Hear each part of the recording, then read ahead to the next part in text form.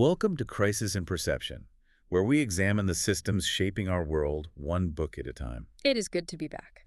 Today, we are tackling a really fascinating and, honestly, a somewhat elusive question. We often talk about power on this show in terms of, hard structures laws, economics, military force, the things you can see. The tangible things, the things you can count. Exactly.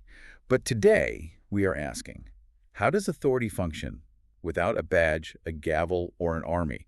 Where does that other kind of power come from? Exactly. We're looking at what you could call cultural authority. This is the invisible legislation that sort of dictates what we think is right or wrong or even possible long before any laws are actually written down. It's like the software that runs the hardware of the state. That's a perfect analogy. It really is. And to do that, to really dig into this, we're looking at a collection of essays that might seem, on the surface, just like literary criticism. But as you pointed out to me, if we look closer, we aren't just critiquing books here. No, we are not. That's a crucial distinction. While the source material is indeed a collection of literary essays, our mission isn't to decide if a book is good or bad in the artistic sense. Right. This isn't a book club review. Not at all. Our mission is to analyze the governance layer of culture. We're trying to see how things like narratives, irony, prestige, how they actually function as political mechanisms. And the book we're using as our map is titled Unacknowledged Legislation, Writers in the Public Sphere, by the late Christopher Hitchens. And that title itself, it's a bit of a tease, isn't it? It's a quote. It is. It comes from a very famous, maybe slightly romantic quote by the poet Percy Bysshe Shelley. That's the one. In 1821, Shelley wrote that poets are the unacknowledged legislators of the world. Which, let's be honest, that sounds a bit like poets patting themselves on the back.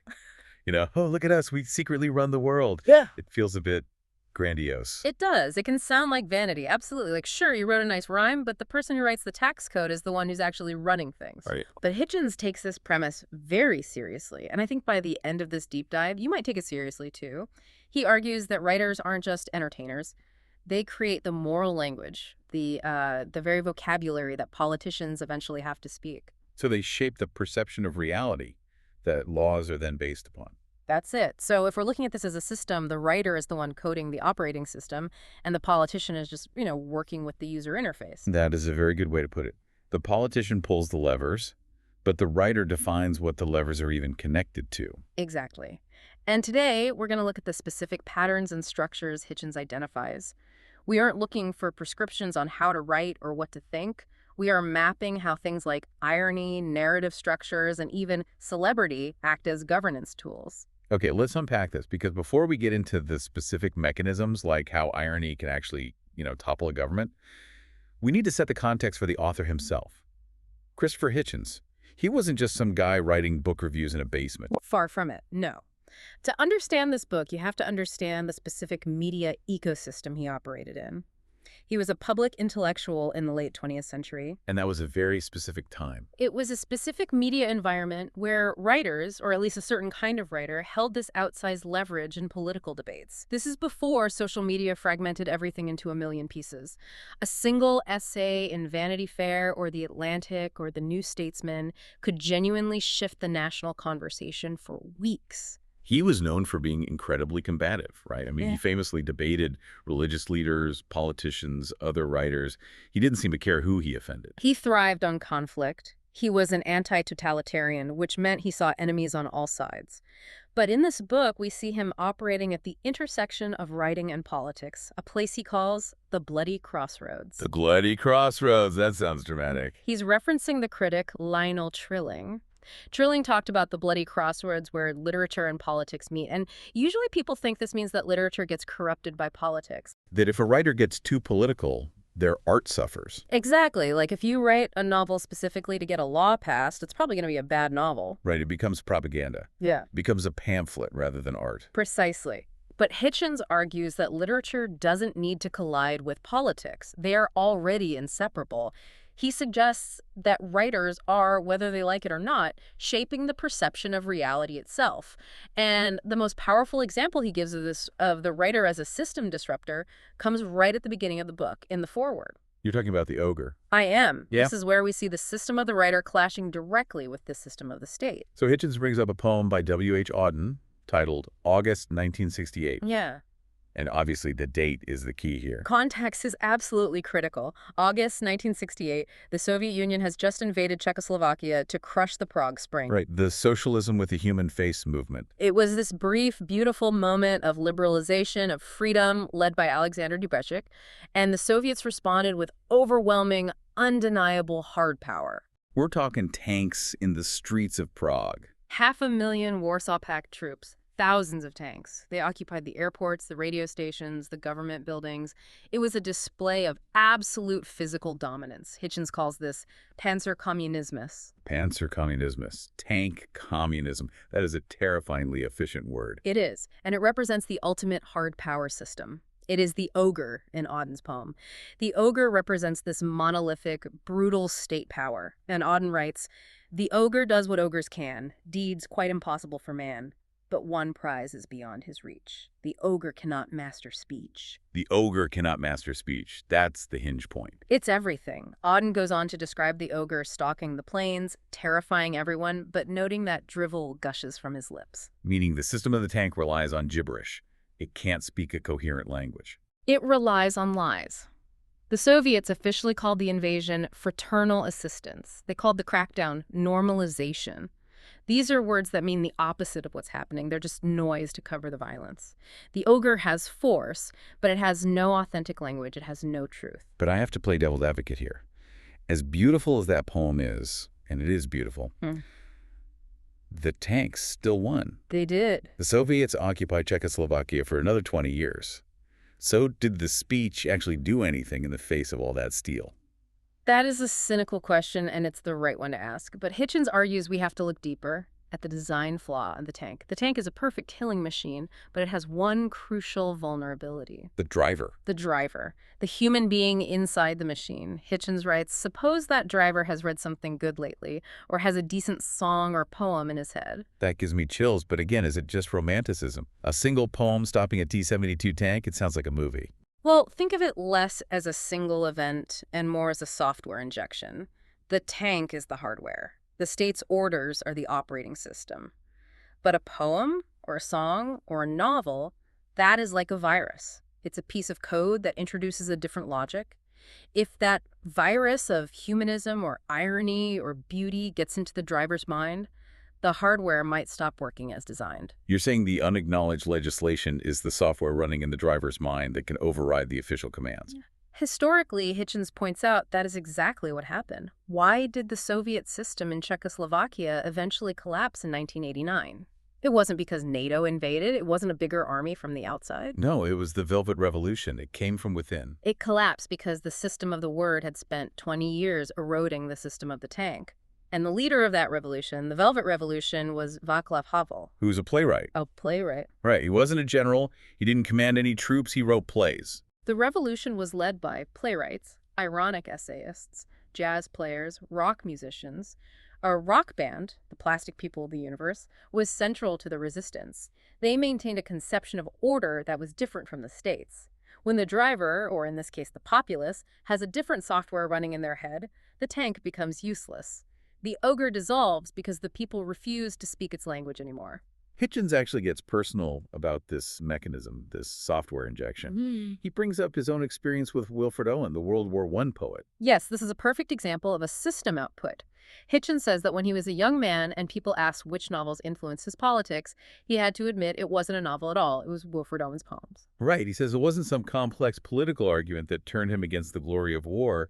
It was reading Dulce et decorum est. Let's look at the system of 1914. The British Empire had this massive cultural machine pumping out what Hitchens calls jingo versifiers. Catchy term. It is. These were poets and politicians and journalists all telling young men that dying for your country was sweet and proper. That was the legislation of the time. Go to war, it's a great adventure, it's your patriotic duty.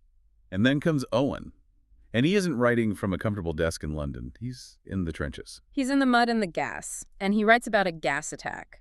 Guttering, choking, drowning. He describes seeing a man's face hanging like a devil sick of sin. And he ends with that devastating line, directly calling out the old lie, Dulce et decorum est pro patria mori. It is sweet and fitting to die for one's country. He calls it the old lie. Capital O, capital L. He's not just disagreeing. He's labeling it as a foundational falsehood of the entire system. And that single poem, that one piece of software, inverted the entire conception of order. Hitchens notes that Owen has conclusively outlived all those generals and politicians and jingo versifiers. They're forgotten. But Owen is still teaching new generations how to perceive war today. So effectively, Wilfred Owen legislated the morality of modern conflict. He changed the default setting. He did. He changed the baseline perception. Before Owen, the dominant narrative was glory. After Owen, it became tragedy. That is the kind of power we are analyzing today. It's not about writing pretty verses. It's about altering the fundamental assumptions of a society. Okay, so that's the power of the poem against the pank, or against the war machine. Yeah. But Hitchens goes deeper. He talks about a specific tool, a specific mechanism that writers use to dismantle authority, and that tool is irony. Irony is absolutely central to Hitchens' worldview. And we need to be very clear here. When he talks about irony, he doesn't just mean sarcasm. Right. He doesn't just mean a snarky comment on Twitter or a clever comeback. It's not just a joke. It's a structural position. It's a way of being. Precisely. He quotes Isaiah Berlin and Czesław Milosz saying, "Irony is the glory of slaves." The glory of slaves. That is a heavy phrase. What does that mean in a systems context? It means irony is the survival mechanism of the oppressed. If you are powerless, if you are a slave or a dissident in a dictatorship or a member of a minority group in a rigid society, you cannot fight with force. The system has all the force. You can't fight with the literal mind of the state, so you fight with the ironic mind. You fight by saying one thing and meaning another. You create a second channel of communication. You fight by occupying the space between meanings. The literal mind, the mind of the policeman, the bureaucrat, the fundamentalist, the party apparatchik, it relies on binaries. Good versus bad. Us versus them. Legal versus illegal. It cannot process nuance. It requires total conformity to a single declared meaning. And the ironic mind. The ironic mind lives in paradox. It sees that two contradictory things can be true at once. It subverts power by refusing to take power's definitions seriously. And the case study Hitchens uses for this is just. It's cinematic. It's the courtroom battle between Oscar Wilde and Sir Edward Carson. The essay is called The Wilde Side, and this really is a clash of two completely different operating systems. It is. On one side, you have Oscar Wilde, the ultimate aesthete, the playwright, the socialist, the gay man in a society that criminalized it. He represents the ironic mind, the truth of masks, as he put it. And on the other side, Sir Edward Carson. The prosecutor, the unionist politician, the man who would go on to arm the Ulster Volunteers. He is the absolute embodiment of the literal mind, the system of law and order. And the crazy thing is they were classmates, right? They knew each other from university. They were. Trinity College, Dublin. They came from the same place but diverged completely. Carson represents the Orange faction in Northern Ireland. Rigid, sectarian, unable to compromise. Hitchens describes Carson as a man of unrelieved seriousness. No jokes, no paradox. So, paint the scene for us. We are in the courtroom at the Old Bailey. Wilde is on the stand. Carson is cross-examining him. Carson is trying to trap Wilde in a literalism. He's reading passages from Wilde's books and private letters, trying to pin him down to a literal confession of homosexuality, which was a crime. He keeps asking, essentially, is this true? Did you mean this literally? And Wilde, what does he do? Wilde refuses to step into the trap. He just won't play the game. He answers with aesthetics. When Carson holds up a piece of writing and asks if it's blasphemous, Wilde says, "I think it is a beautiful letter." He's changing the criteria for judgment. Completely. When Carson asks if he kissed a certain young man, Wilde replies, "Oh, dear no. He was a peculiarly plain boy." Which is hilarious, but also incredibly dangerous in that context. It caused laughter in the court. But look at what Wilde is doing systemically. He is refusing to accept the literal framework of the law. He is saying, your laws about morality are boring and ugly. I operate on the laws of beauty and wit. He's trying to legislate a different reality inside the courtroom itself. But, and this is the tragic part of the story, the system crushed him. Yes. In the short term, the literal mind won decisively. Carson won the case. Wilde was convicted of gross indecency. He was sent to Reading jail for 2 years of hard labor. He was broken. He died in exile and poverty. The system of the state successfully crushed the individual body of Oscar Wilde. So doesn't that prove that the ogre wins? That the tank beats the poem? That the literal mind beats the ironic mind? Only if you stop the timeline in the year 1900. But if you look at the long game, which is what this is all about, Who won the battle for history? Who won the legislation of perception? Wilde did, without a doubt. We quote Wilde constantly. We study his plays, his perception of individuality, of the right to a private life, of the fluidity of identity. That became the modern standard. Carson. Outside of very specific corners of Irish history, he's a footnote. He's remembered as a grim, rigid figure of the past. A museum piece. So the ironic mind actually wrote the legislation for the future, even as its owner was destroyed in the present. Precisely. The unacknowledged legislation of Oscar Wilde overrode the actual written legislation of the British courts. Hitchens points out that Wilde's irony was a way of refusing the dictates of the literal mind. It's a form of resistance that the literal mind cannot ultimately crush because it cannot understand it. The policeman can arrest the poet, but he can't arrest the poem.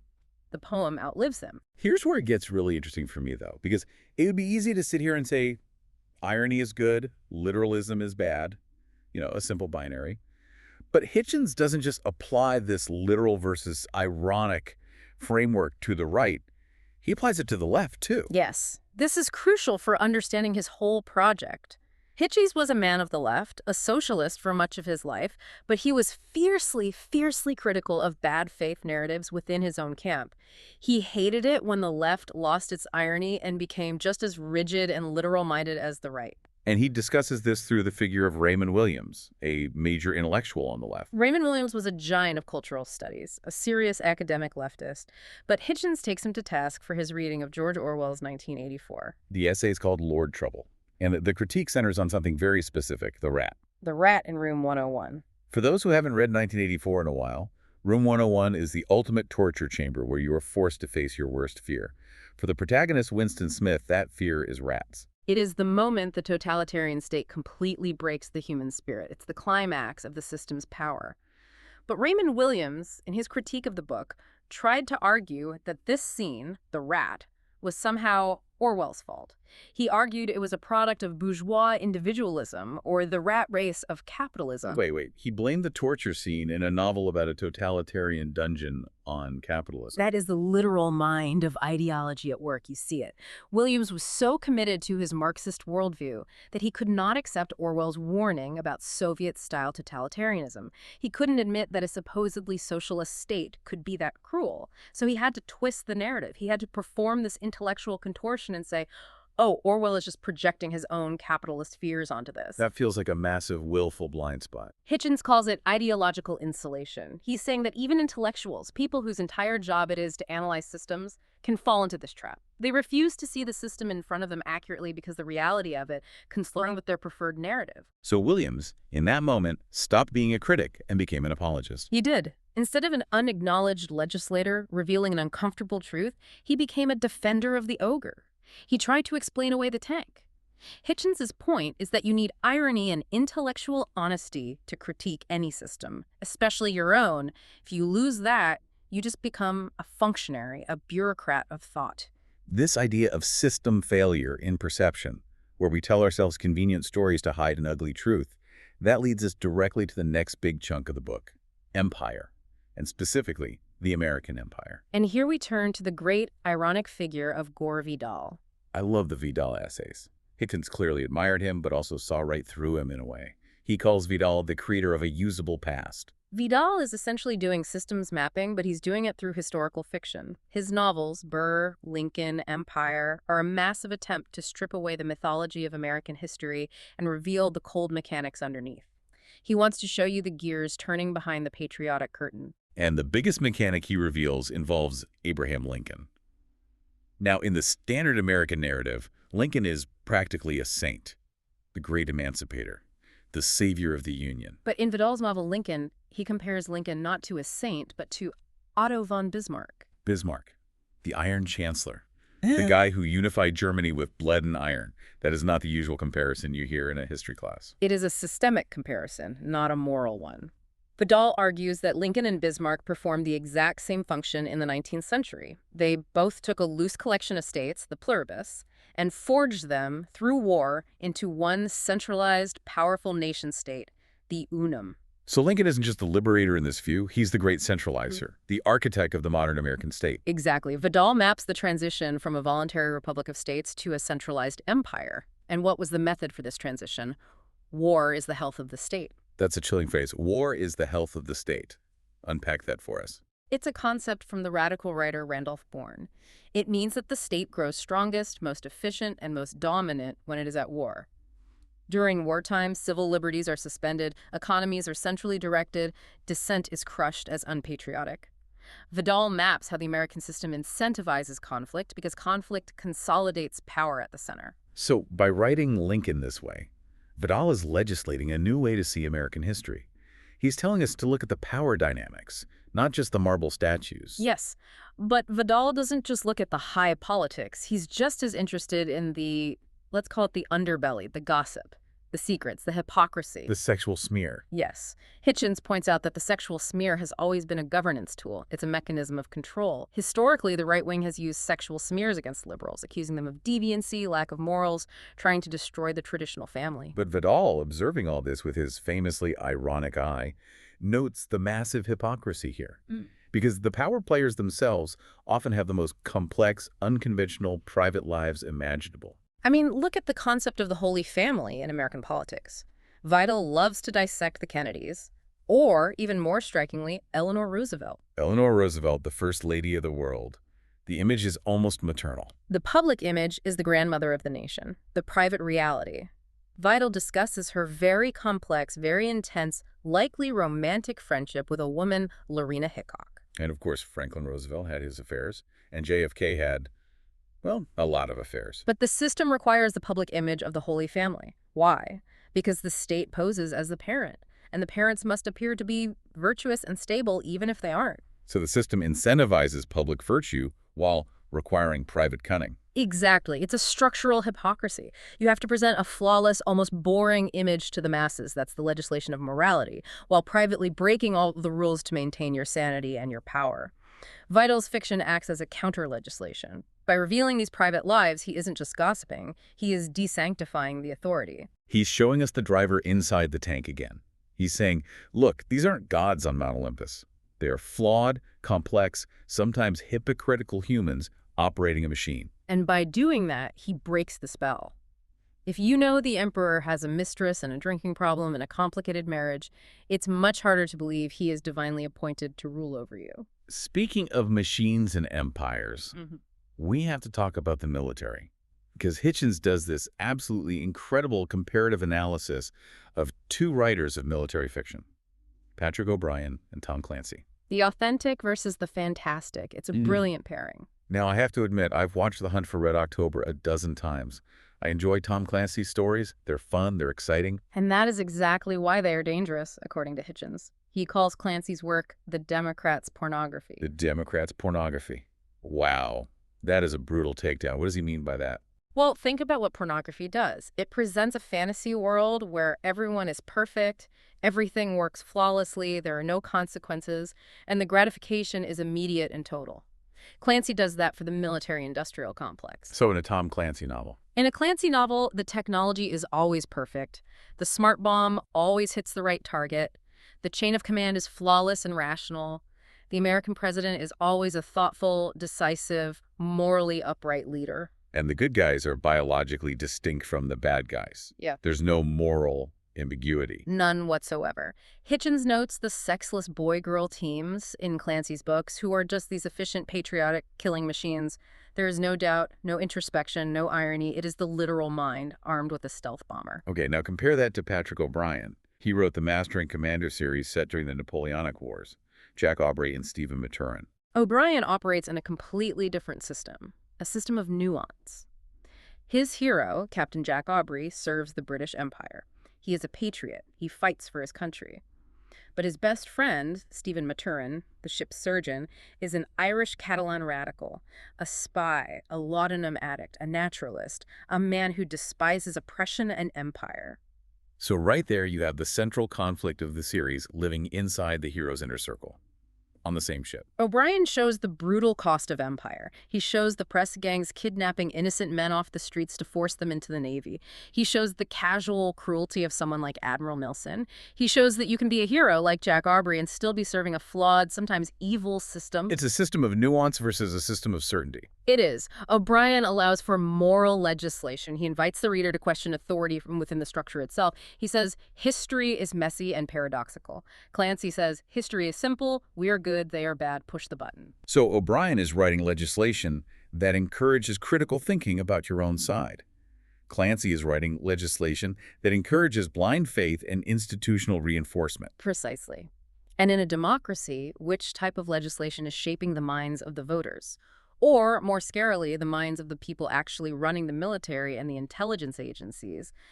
Hitchens is terrified that the people in the Pentagon are reading Clancy, not O'Brien, that they're getting high on the fantasy of perfect competence rather than grappling with the messy reality of war. That brings us to the present-day implications.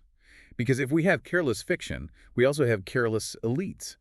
Hitchens moves from these historical examples to the late 20th century, and he identifies a new kind of ruling class. This brings us to The Great Gatsby.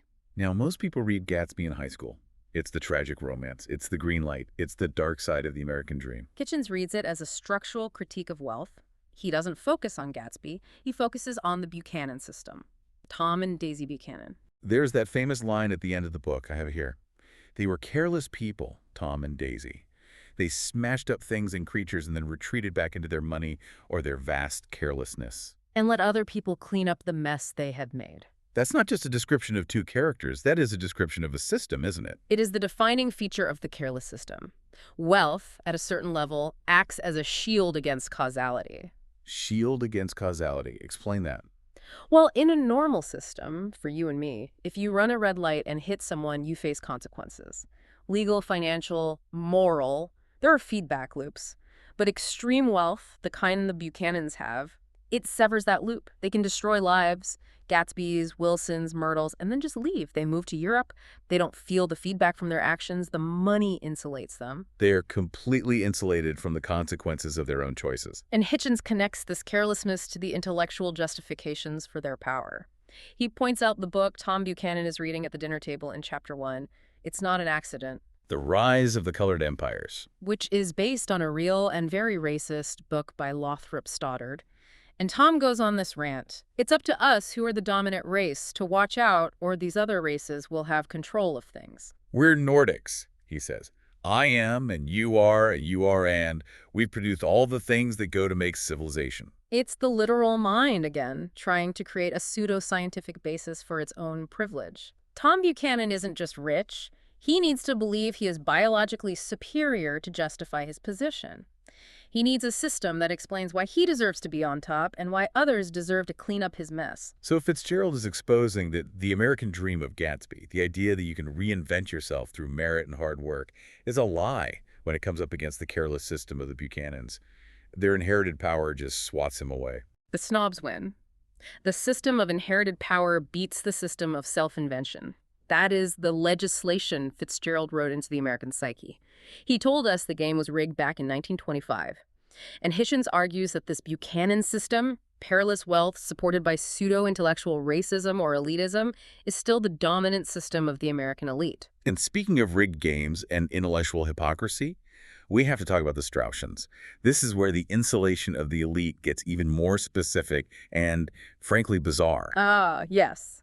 The essay Ravelstein. This is about Saul Bellow's novel of the same name, which is a thinly veiled portrait of his close friend, the academic Alan Bloom. Okay, context time. Who was Alan Bloom? Alan Bloom was a superstar academic in the 1980s. He wrote a book called The Closing of the American Mind. It was a massive bestseller. It was essentially the intellectual manifesto for the culture wars. He argued the universities were being destroyed by moral relativism, rock and roll, feminism, and, loose morals. He preached against nihilism and sodomy.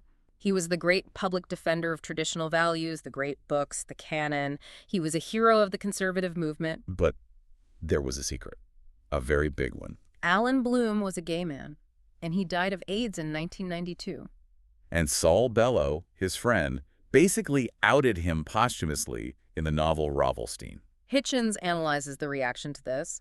The conservative intellectuals, the Straussians, named after their teacher, the philosopher Leo Strauss, were furious at Bellow, not because he lied, but because he told the truth. They wanted to protect the public virtue of their intellectual hero, even though it was a fiction. Exactly. This maps the insulation of cultural elites perfectly. The system they created allowed Bloom to exist as a gay man, promiscuous and private, as long as he publicly attacked the very relativism and permissiveness that allowed him to live that life. That is just mind-bending. It's a deal with the devil. It's a system where prestige overrides consistency. The legislation they were writing for the public was, homosexuality is a sign of societal decay, tradition is good, don't be like those decadent liberals. But the legislation for themselves, for the inner circle, was, do what you want, just don't get caught, and definitely don't let it damage the movement. The rules are for the public, the exceptions are for the legislators. And Hitchens points out the profound cruelty and tragedy of this. He notes that Bloom was preaching against sodomy while dying of a disease contracted through it. It's a tragic, fractured existence. But it shows how cultural authority is often built on a foundation of bad faith and protected by a wall of silence. So we've looked at political authority with Yoker, legal authority with Wilde, military authority with Clancy, and now intellectual authority with Bloom. But there's one more authority that really comes to dominate the modern world. The media and the celebrity. And the prophet of this new system is Andy Warhol. The importance of being Andy. This is one of Hitchens' most insightful essays on modern culture, and it shifts us from the world of text to the world of the image. Usually we think of Warhol as pop art. You know, the soup cans, the Marilyn Monroe prints, the funny wigs. Hitchens argues Warhol was more of a systems analyst than an artist. He identified a new operating system, business art.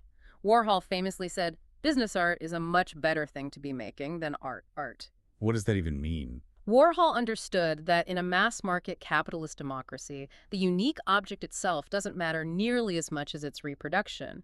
The ubiquity of the image is what matters. There's this great line where Warhol, or a character representing him in a film, says, one nativity wouldn't have been any use. It would have been noticed. Right. It's a profound insight. If you paint one beautiful religious scene, who cares? That's for a museum, for the elite. But if you screen print 1,000 Campbell's soup cans, if you plaster them everywhere, you create a culture, you create an environment, you legislate what people see. Hitchens says Warhol foresaw platform-driven opinion shaping. That's a very modern phrase. He did. Warhol understood that publicity is the only reality that matters in this new system. The media event supersedes the actual event. If you are famous for being famous, that is a real form of power. We see this every single day. If it didn't happen on social media, did it really happen? If there isn't a video, is it true? Warhol wasn't just painting soup. He was painting the mechanism of modern fame. He realized that the system's values had shifted. It wasn't about truth or beauty or goodness anymore. It was about impact and repetition. And Hitchens connects this directly to the celebrity narcissism of the news cycle. Journalism became Warholian. It became about the image, the soundbite, the flash, the personality. The literal mind of the fact-checker gave way to the business art of the 24-hour news cycle, which needs constant, reproducible content. So Warhol is also an unacknowledged legislator. He didn't just comment on the culture. He wrote the rules for how we consume fame and information today. Absolutely. We are living in the world Warhol designed, a world where being noticed is the highest moral virtue. And Hitchens, as a man of the word, of the text, he hated that. He saw the image eating the word alive. This connects everything back to the core theme of this show. Perception is socially manufactured. Yes. It's the through line. Whether it's the tank driver in Prague seeing his country as a victim, not a beneficiary, or the jury in Oscar Wilde's trial seeing him as a criminal, not an artist, or the consumer seeing Warhol's soup cans as art, not just groceries. Someone is designing the lens through which they see the world. And memory plays a huge part in this, too. Hitchens has this essay on Old Man Kipling and the idea of national memory. He quotes Nietzsche, and it's a devastating quote. I did that, says my memory. I can't have done that, says my pride. In the end, memory gives way. That is profound. Pride overrides memory. And nations do this constantly. Hitchens points out that the British remember Churchill and Shakespeare and the victory in World War II. They conveniently forget the black and tans in Ireland. They forget the brutality of the empire and the famines it caused. It's an edited transcript of history. Exactly. And the cultural legislators, The writers, the historians, the filmmakers, they are the editors. They decide what stays in the official record and what gets cut out. And this brings us back to the idea of shielding. It's the last piece of the puzzle. The systems we've discussed, the careless Buchanans, the hypocritical Bloom, the literal Carson, they are all designed to protect power from scrutiny. They build these walls of money or law or public virtue or manufactured memory. But the writer, the true writer in Hitchens' view, is the glitch in that system. The writer is the glitch. The unacknowledged legislator is the one who uses irony, who insists on nuance, who recovers lost memory, and in doing so, forces the system to reveal its own contradictions. Wilde forced the legal system to show its cruelty. Orwell forced the political system to show its lies. O'Brien forced the military system to show its complexity. Fitzgerald forced the class system to show its carelessness. And that is why they are legislators. They don't pass laws in a parliament. They change the atmosphere in which laws are made. They change the common sense of an era. So we've covered a lot of ground here. We've seen how poems can stop tanks, how irony defeats legalism, how fiction reveals the carelessness of power. And the key takeaway, I think, is that cultural power is the precursor to political power. Before a law is passed, a sentiment must be felt. A story must be told. Writers are the engineers of those sentiments. Hitchens ends the book with a really provocative thought about the future and about language itself. He does. He notes that our language always lags behind our reality. Think about it. We have mapped the human genome. We know about the event horizon of black holes. We have these massive, incredible scientific realities. But we still talk like we're in the Iron Age. We still use what he calls stilted metaphors of prehistory. We talk about tribes and gods and blood and soil. Our hardware is 21st century, but our software, our cultural legislation, is still stuck in the Bronze Age in many, many ways. So the challenge for you, the listener, is this. If writers are the legislators of the future, who is writing the legislation right now? That is the question. Who are you listening to? Are you listening to the ironists who question the system? Are you listening to the people who say, wait, look closer at that, it's more complicated? Or are we all, more often than not, listening to the fantasists like Tom Clancy or the political spin doctors or the social media algorithm who just reinforce the machine? What stands out to you? When you consume media, are you consuming business art that just reflects your own face back at you? Or are you consuming unacknowledged legislation that challenges your own operating system? It's worth thinking about because the legislation is being written every single day, whether you acknowledge it or not. This project is free and publicly accessible. If you'd like to support the time, tools, and research behind crisis and perception, you can become a supporter on Patreon. For a shorter, visual overview of this topic, see the mini-explainer linked in the description. If you enjoy this kind of systems-level analysis, please like, subscribe, and comment with books or topics you'd like us to explore next.